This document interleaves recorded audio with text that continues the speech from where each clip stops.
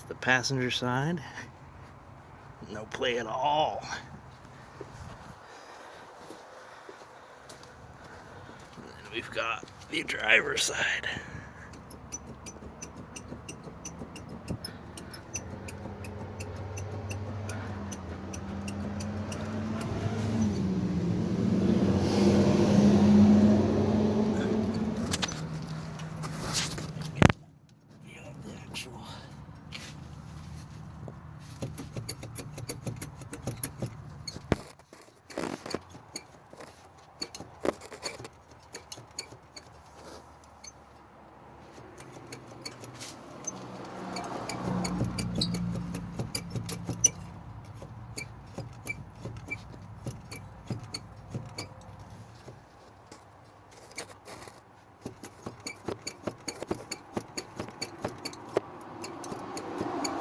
Kind of hard to see him there.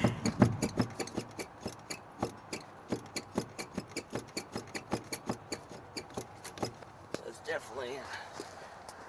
definitely a bad wheel bearing there.